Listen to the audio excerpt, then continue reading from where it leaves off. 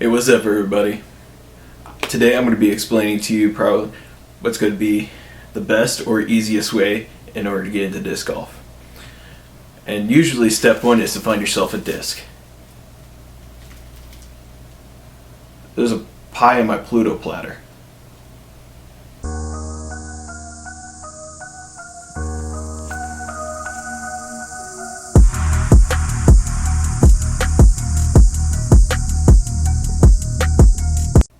Hey, what's up, everyone? My name is Justin, aka T1 Disc Golf. So like I said in my intro, I'm going to be trying to explain the best way to, and probably a little bit easier way of getting into disc golf if you've never played or if briefly played but you want to get back into it. So basically, step one is basically kind of doing a little bit of research.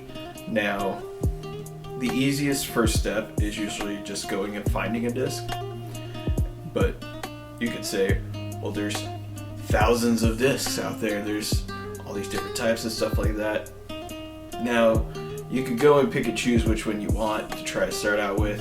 It's totally up to you, but as a suggestion amongst a lot of people, and a little bit of my suggestion as well, is to basically, if you want to get just one disc, get either a putter or a mid-range, specifically because those are going to be a little bit easier to fit in your hand, and you have a little bit more of a space with your hand around the disc to work with. It's going to help in more sense the understanding of what you need to do in your form as you throw, or just kind of how the disc works with a little bit of forgiveness. The drivers, and not all drivers are going to be that way, but for the most part, they're a little bit more technical when it comes to throwing. So I would just stay away from those for a little bit until you get the understanding of okay, if I throw it with my hand at this angle or release it like this, and you have a little bit more understanding how that works, then I would say get yourself a fairway driver, and stay away from the distance drivers, just so that way you can understand it a little bit easier and a little bit better in a process that helps you upgrade and level up as you go. So you may be asking yourself, okay, now that I know what discs I should probably get, where do I get them? So there's a few different places. There's disc golf shops. You could get them at the sporting section of some stores. Not all stores will carry those type of discs in their sports section. Some of them will have very generic and starter set ones, but starter set ones can be kind of useful, but there's also some starter sets that are really not good, and they really don't fly like disc golf discs. They may be really good, honestly, for littler kids, which that could be fine. That helps them learn a little bit more. But as of an adult or an older kid, it'd probably be best just to get a good base plastic disc that you normally see with the disc golf shops or actual sections of sporting goods stores and stuff like that. I got my first disc at a gas station that had a little spinner rack, and I grabbed a fairway driver. It was a blue DX Eagle from Innova, and I had it for a long time until eventually I got it stuck in a tree. Unfortunately, never made it back to my possession again, but that's alright.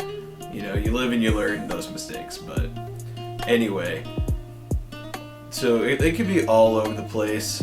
You just kind of gotta look for them, but definitely try to get some base plastic and not the premium plastic or anything like that quite yet.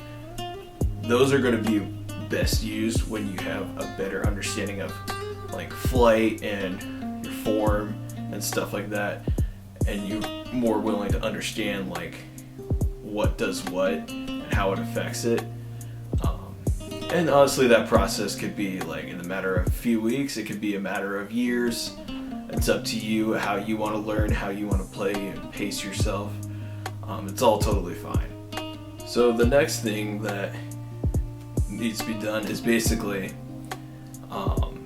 you got to go find yourself a course. Now, courses are obviously in almost every way. I suggest more or less a shorter course. Pitch and putt is going to be a more preferable option. Now, if your only course is a technical hard course, I would still go play it, but just know you got to give yourself a lot of forgiveness because you're still trying to figure this sport out, and there's no need to have any judgment on yourself when it comes to you just wanting to go play and have fun and just do it recreationally.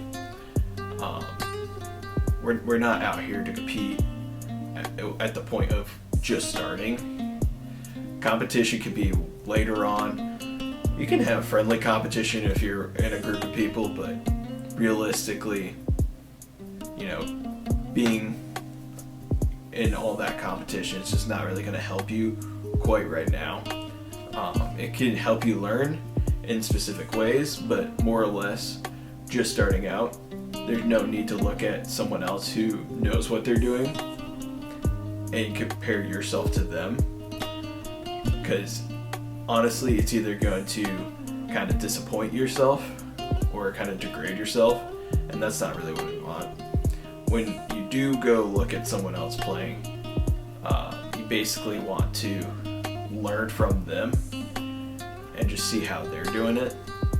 And a lot of times, competition and course selection kind of go hand in hand in certain things, but that's more the competition side. Like I said, you definitely want to stick more with the pitch and putt courses.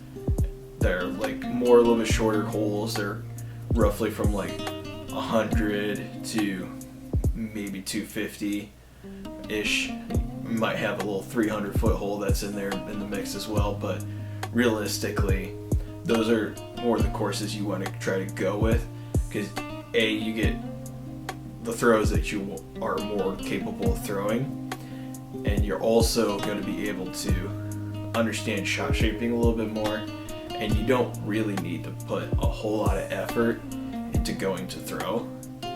It's not like you need to bomb every hole. If you only throw 120 feet, I wouldn't feel bad about that whatsoever at a pitch and putt course. Or even if you were doing it at a harder course, you're just starting out, and hey, 120 feet, that's a good distance for starting out. So it's realistically, what's available to you, and also how do you want to play it, how do you want to go about it. Kind of just take it as understand where you're at and understand what goals you want to hit and what goals that you're wanting to maybe achieve later on. Just kind of take it a step at a time, and also don't keep score on yourself for at least that first bit of time, because that score is not going to help you. Just take it as each throw is a situation and that you just got to try to throw to the basket. You don't have to make it. Just know getting to the basket is like the first step in playing, essentially. Like I said, keeping score, it shouldn't matter to you at this point in time of being new and starting out or getting back into it. You're just there to play and have fun. If that does help you, go for it. Definitely, learn how to do it that way. Set yourself goals if that's the best way you want to, or you have to learn. But I just highly suggest just playing. Have fun, play. Because realistically, at the end of the day, all you're doing is just throwing a piece of plastic at a park or in the woods, It's not anything super crazy. It shouldn't be that much stress on your body. but you are putting effort in getting, some physical exercise out of it. And it's a fun hobby that you can get into. And, later on, if you get passionate enough, you can start competing and having fun with that, adding a different element to it. But the biggest thing is just keeping it basic, having fun, and learning as you go. Because realistically, every time you play, you should be able to learn something new as you play. The expectations aren't really gonna help you if you either A, put unrealistic expectations on yourself, or B, it's just you don't hit it and you get disappointed. You didn't really learn too much other than I guess I could do better. I guess I could do. It's already kind of put you in the wrong mindset for this at this point in time in your playing. It's going to be more like every time you throw, it's a situation of, okay, I just threw it like this. This went like this. What if I did it this way? And that leads to multiple shots, and you get to learn that way, and a little bit more trial by error type of stuff, which a lot of times the sport can be that way.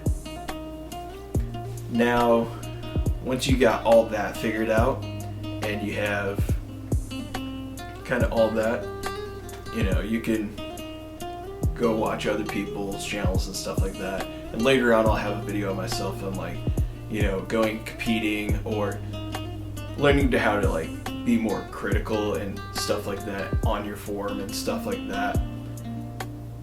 But realistically, just take it easy.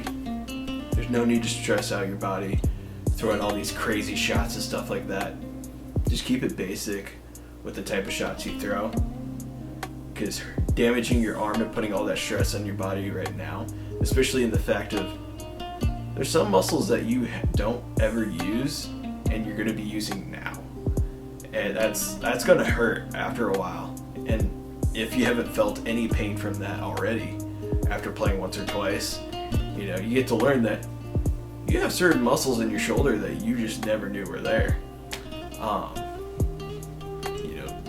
Take it easy, understand basic shots, but don't put your whole body into it.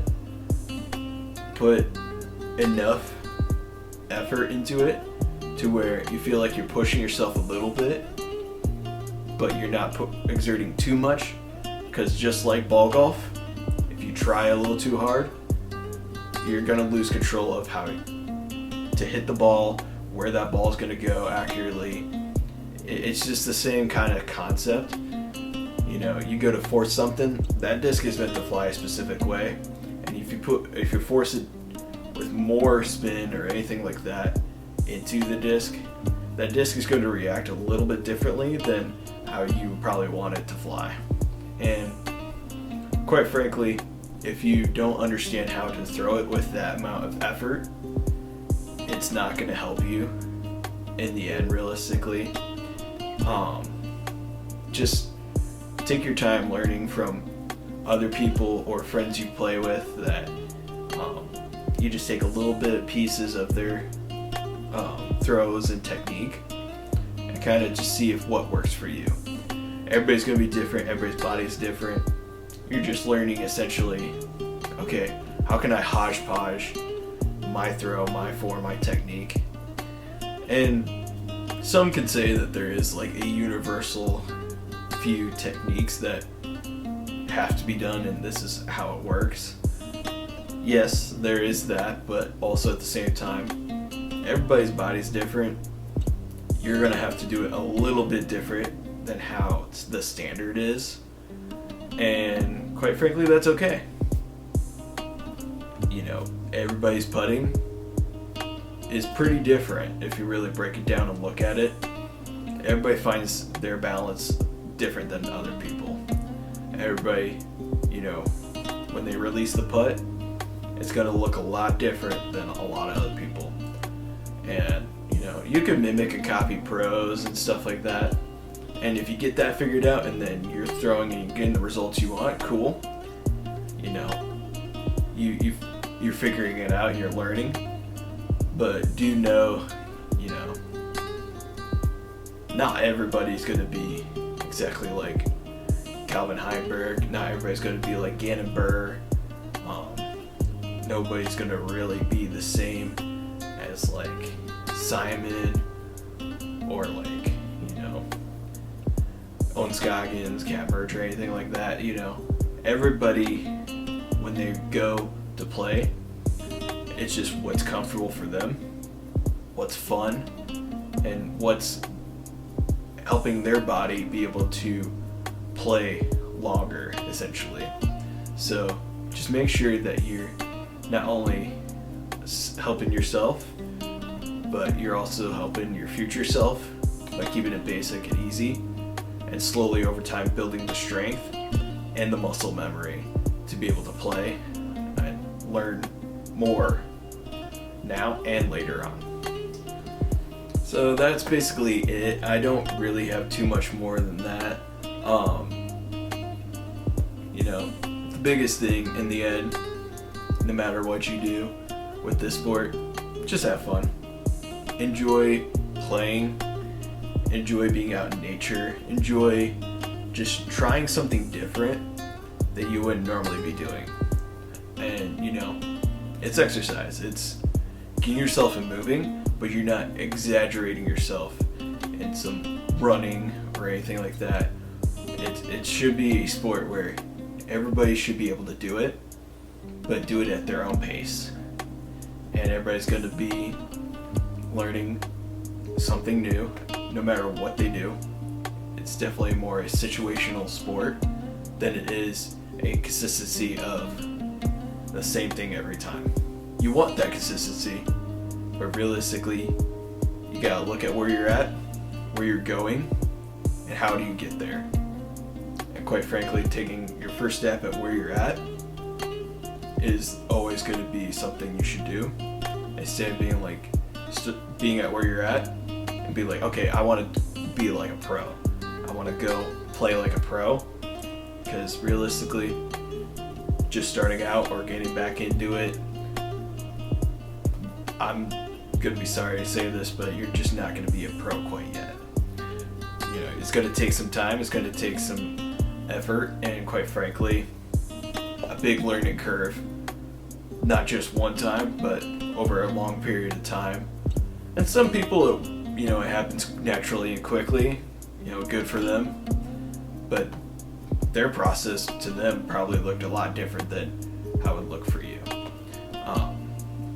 You know, take the journey, have fun, and, you know, grip and rip it.